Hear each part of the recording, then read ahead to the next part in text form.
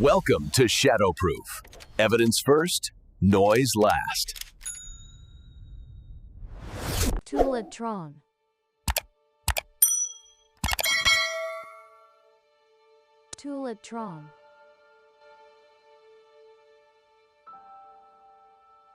The two sides fighting are the heavenly gods and the asuras. If asuras can battle the heavenly gods, their power must be nearly equal. Asuras are also beings with divine power, but they are classified as one of the six realms in Buddhist reincarnation, definitely different from gods. In terms of appearance, beings across the six realms differ greatly. Everyone has a basic concept of what heavenly gods look like. Usually, they are based on human forms from the mortal world, imagined with added dignity and purity. Throughout history, many artworks have depicted celestial beings. However, what asuras actually look like remains a mystery. This is a relief of an asura in the Angkor Wat ruins in Cambodia. It's not very clear, right? Now, it doesn't look much different from other figures in the relief. This is a statue of an asura in Kofukuji Temple, Nara City, Japan. It has 3 heads and 6 arms, with 2 hands clasped in. This is a common type of statue in Buddhism and Hinduism. The face resembles a teenager in their teens, looking quite ordinary. So, what exactly is special about asuras? This mystery wasn't clarified until the late 20th century. Dunhuang is located in the western part of Gansu Province, China. There is a small oasis amidst the vast golden desert, bordered by centuries old. This is the world-famous Mogao Caves of Dunhuang. On a day in May 1941, a man surnamed John, early in the morning, stopped at the Mogao Caves with his weary caravan. As soon as he settled in, Mr. John eagerly went to each cave in Mogao to observe meticulously. Mr. John's name was John Dachi. The purpose of this trip was to live in the Mogao Caves for a period, to copy all the statues in the caves. However, when he reached cave 249, John Dachi thought to himself, in cave 249, there is a seated Buddha statue with an extremely calm and composed demeanor. The cave ceiling is dome-shaped, painted with various deities. What astonished John Dachi was the mural above this Buddha statue. It can be seen that in the middle of the sea, there is a large mountain. On the mountainside, 2 dragons coil on the left and right. In front of the mountain stands a giant. He even reached the giant. Around the giant's waist is wrapped a red skirt, looking very fashionable. However, the giant's appearance is extremely bizarre. It has 4 eyes and 4 arms. To call it a monster doesn't seem right. Because of its 2 hands, the giant holds up the sun and the moon. What monster could have such immense power? As a deity, the giant, lacking any trace of the compassion and majesty of a god. The painter hesitated for a long time, ultimately abandoning. What exactly is the origin of the giant in his mural? This issue was not considered resolved until the 1970s. After descending to the mundane world, Dunhuang experts drilled through all the Buddhists and finally found the answer. The painting in the cave depicts a scene from the Mahayana Buddhist scripture, the Vimalakirti Sutra. When preaching in the Anra garden in the city of Vaishali, Dharma protectors such as bodhisattvas, heavenly deities, and asuras joyfully gathered to listen to the teachings. This 4-eyed giant is precisely an asura, non-heavenly being. They are not heavenly gods, but are beings with certain divine powers. They are prone to anger and ferocity, fighting to the end over even minor matters. Moreover, the combat ability of asuras is terrifying. When their spirits are high, even heavenly gods cannot match them. Therefore, you can simply understand them as demons. In Chinese, asura is also abbreviated as shura. In early Buddhist scriptures, the Durga Agama records the story of the battle between asuras and the gods. This battle is called the Shura battlefield. The origin of the story is as follows. There was an asura named Rahu. His body was tall and large, but his appearance was extremely ugly. He led a group of asura people living at the bottom of the sea north of Mount Sumeru. But this sea bottom is not as we imagine. It is not an oceanic trench or canyon, but rather a place beneath the sea without water. The seawater floats above the capital city of the asura. This city is immense. From the inside out, it has 7 square architectural layers, measuring 80,000 yojanas in length and 3,000. A yojana is an ancient Indian unit of length. 1 yojana is equivalent to the distance an ox can travel in 1 day. Considering the road conditions in ancient India, Yasa's walking speed was quite In reality, the Yas cannot travel very far in a day, about 11.2. If calculated this way, the Asura city is approximately 80 million square kilometers in area and over 30,000. This is just the area of one city. Inside the city, everything is luxurious, splendid, comfortable, and there are also flower gardens surrounding clear springs, with birds chirping and flying around. It can be said this place resembles a fairyland. The asuras living in the city are quite content, and King Rahu is also very happy. Our place here is the best in the universe. One day, the Asura king stood atop the capital with some of his divine sons, admiring Mount Sumeru and embraced. It was truly beautiful. While discussing their domain, suddenly, for some reason, a great wind arose between heaven and earth. In an instant, the great gate of the Trayastursa heaven palace, and this time, it was terrifying. In the Buddhist cosmological model, Trayastursa heaven is located atop Mount. Although called heaven, in human eyes, the inhabitants here are also heavenly gods. But they also have desires. They are just gentler and nobler than humans. They also belong to the desire realm. The desire realm includes not only humans and beings lower than humans. The desire realm itself also comprises 6 heavens. It's just that the higher one goes, the desires of each heaven become fainter. And this Trayastursa heaven is the second of the 6 heavens in the desire realm. The story goes that a gust of wind flung open the gates of the Trayastursa heaven, allowing Then let me also see what my neighbor's house is like. As soon as he looked, he saw only a palace gleaming white, radiant with purple, and he turned his head to look back at his own Tula palace and compared it. Then it truly was as different as an African indigenous tribe compared to a modern day. Immediately, King Atula's nerves throbbed with pain.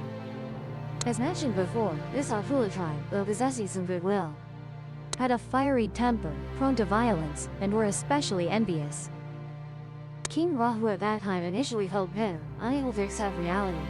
In his heart, he thought, the great kingdom of Tula must be the mightiest power in this universe. How could there be a place more advanced than ours? Impossible, let me take a closer look. King Rahu rubbed his eyes and looked carefully again. This time, he saw even more details. Compared to his initial impression, he found that place even more developed and advanced. King Rahu at this moment was struck hard by reality.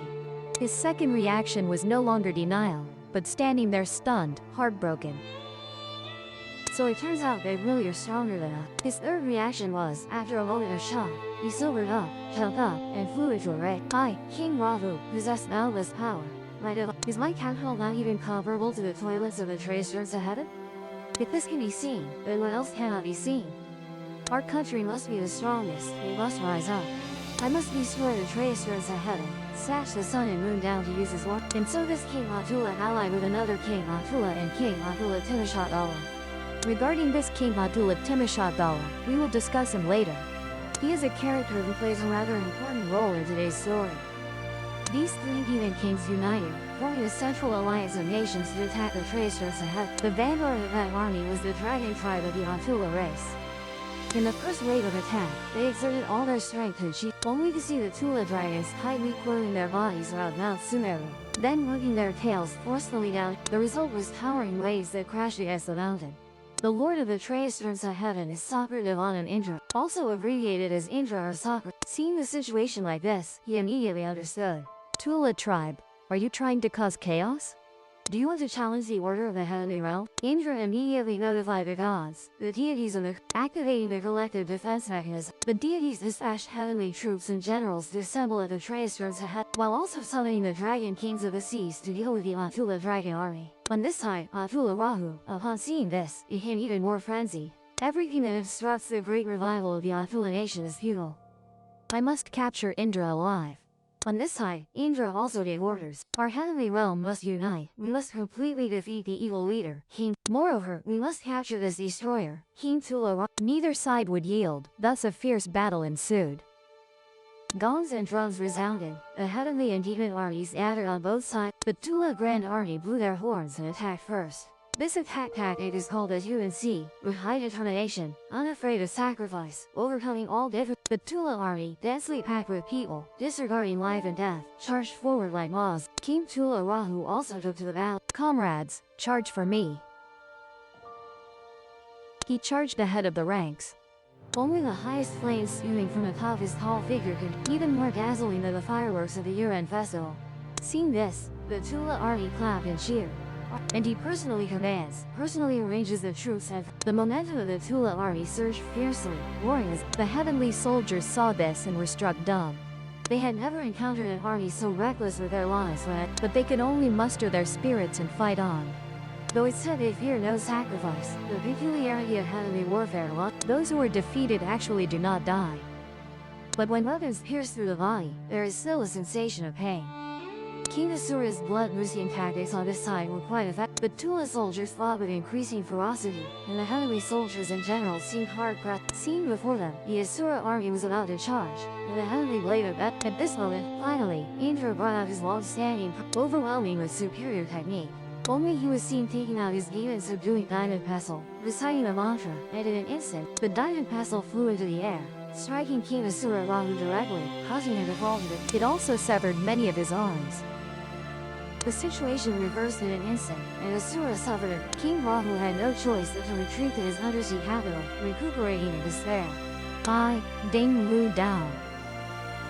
Asura is one of the paths in the 6 realms of rebirth in Buddhism. The realm where the phenomenon of the 6 realms of rebirth occurs is from bottom to top. They are the desire realm, the form realm, and the formless realm. The 6 realms, from high to low, are the heavenly realm, human realm, Asura realm, animal realm, hungry ghost realm. Beings in the form realm and formless realm all belong to the heavenly realm. All the other 5 realms reside in the desire realm. However, there are also deities in the desire. The higher the realm, the longer the lifespan, and the greater the blessings. Although the abilities of asuras are higher than humans, and their blessings and lifespans are greater than humans, in terms of hierarchy and rebirth, they are actually a lower form of life compared to humans. This is mainly because it is even harder for asuras to cultivate the true dharma. So, do you think humans can easily be reborn as asuras? No, humans must also form good karma to be reborn as asuras. For example, in the miscellaneous Sutra of Parables, there is a story about during the time of the Peshian Buddha, which is an era when the Buddhist humans could only rely on their own roots to attain enlightenment. There was a woodcutter living at the foot of a mountain, next to a large river. This woodcutter had to cross the river every day to go up the mountain to chop wood, then take the wood to the market to sell, in order to earn a little money. This work forced him to cross the river daily. In the dry season it was manageable, with the river water, but during the rainy season it was very dangerous. Crossing the river in the morning, after chopping wood and coming down the mountain, he couldn't cross back. The water rose up to his chest, and moreover, the current was swift. Just a moment of inattention and he would be swept away by the river. Many times the woodcutter nearly drowned. One day, suddenly a practitioner came to his door, holding a bowl to see Hans, that is, to beg for food. The woodcutter did not hesitate at all, and immediately brought out all the food in his house to offer to the practitioner. After finishing the meal, the practitioner threw the bowl in his hand into the air, rode the clouds, and disappeared without a trace. It turns out that this practitioner was transformed by the prodigy. The hunchback, seeing this, immediately knew he had encountered a living deity and knelt down to plead. He hoped that in his next rebirth, he would have a body so immense that even the deep sea would not reach above his. Indeed, after rebirth, this hunchback fulfilled his wish. He was reborn as King Asura, with an extraordinarily tall. The seawater at the foot of Mount Sumeru did not even reach above his. Here, it is important to emphasize one point. The main reason this hunchback was reborn as an Asura was because he generated a virtuous mind and made This is the origin of one Asura king. So, what is the origin of the entire Asura race? In the teachings of the Buddhist Heart Sea Sutra and the Durga Agama, it is said as follows. When the universe encounters a great calamity, it must undergo a cycle of 4 kalpas within the 3 realms: fire, water, wind. After the earth kalpa, the great earth trembles violently, and the world finally stabilizes again. In the mud at the bottom of the Great Sea, a spiritual egg, a sacred egg, was then, after 8,000 years, this sacred egg hatched into a woman. This woman's appearance cannot be described as merely ugly, it must be called terrifying. With skin as black as mud, over 900 heads, 20 arms, and a gigantic body. This is the mother of the Asura race. When this woman swam in the ocean, essence entered her body and caused her to become pregnant. Then, after another 8,000 years, she gave birth to a son. This son looked even more terrifying. He had 9 heads, 1,000 eyes, 999 arms, and 8 legs. This is King Asura Vemisitran, who, along with King Rahu, attacked Trayastrimsa heaven as mentioned earlier. He is one of the central forces of the demon realm. Flower garland.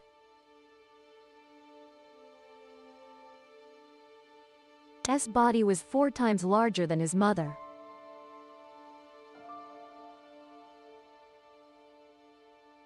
might wonder, why is the image of King Asura in Cave 249 in Mogal so different from Devas? In this painting, there is only one head, 4 eyes, and 2 legs. On what basis is this said to be King Asura? Here, everyone must understand that artistic works undergo a process of refinement. 9 heads, 1,000 eyes, 1,000 arms, 8 legs. Such an image is truly difficult to depict. Moreover, even if it were drawn, it would not. Therefore, the artist used traditional symmetrical methods to depict the image of King Asura harmonious. 1 head, 4 eyes, 2 legs, 4 arms. In the Buddhist Sarangama Sutra, asuras are further classified into 4 types. They are transformation-born, egg-born, womb-born, and moisture-born. Among them, the transformation-born Asura is King Asura of Devas, and his mother belongs to this type. This is the largest bodied type among asuras and also possesses the greatest power. Even the devas had to show him some respect.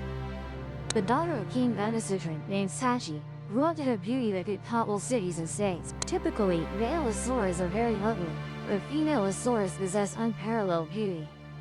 To be precise, it should be said they're incomparably alluring.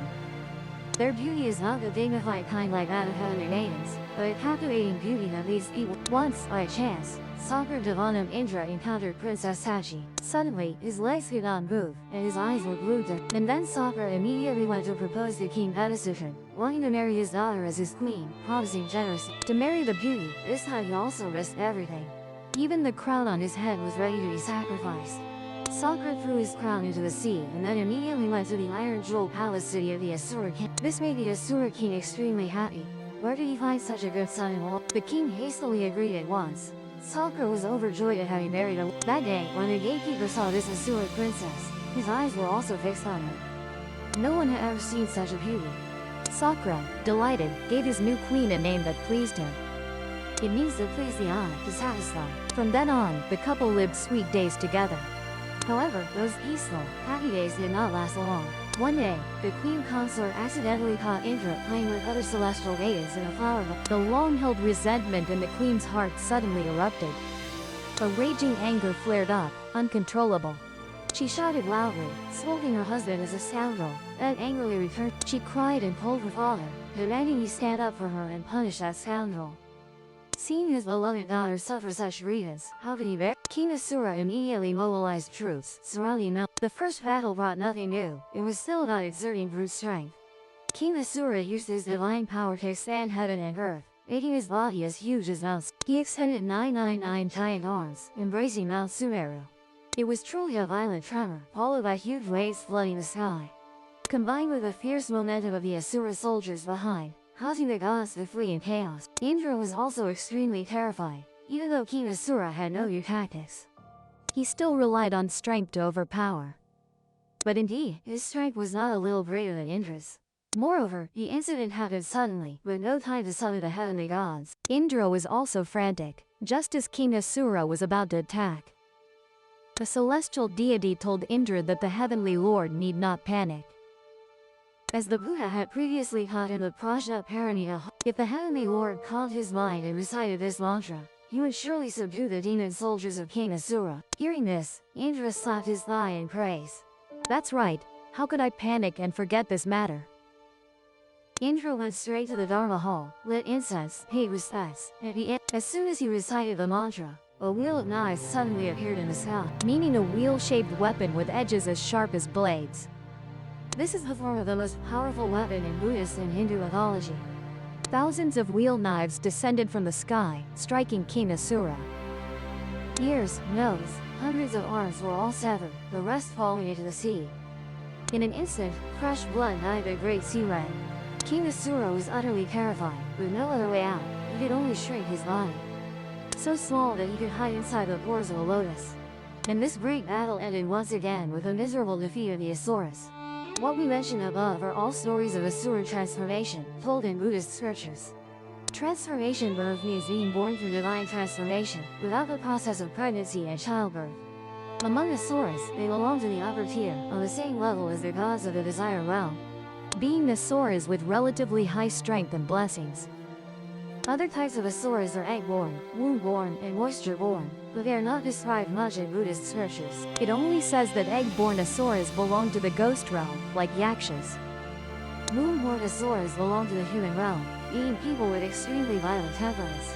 There is also a type called moisture-born asuras, belonging to this type of asura is an extremely ferocious animal. In short, asura is a very broad category. Whether heavenly asuras, human asuras, or animal asuras, they all share a common trait, with great hatred and competitiveness, fighting at the slightest disagreement. Look at today's world, a world of asuras.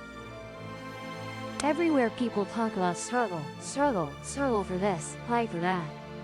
You knock me down, I push you over. People envy and can't stand others having more. It is rare to find people who sincerely know how to bless others. Often, we say one thing but think another in our hearts, or unintentionally say hurtful words to each other. Thank you for watching. If you enjoyed it, please subscribe to the channel to catch upcoming videos. Or if you have time, you can watch more videos on this channel. If the proof convinced you, subscribe and open the next case.